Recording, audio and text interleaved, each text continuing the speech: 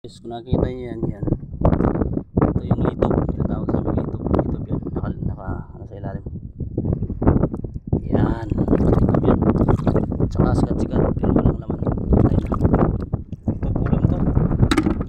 First cuts.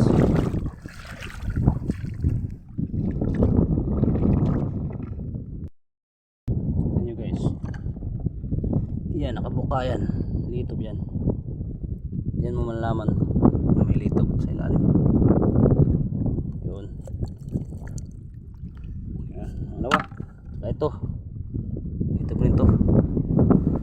Yan. Dalawa. Maraming ano dito eh. Maraming litob.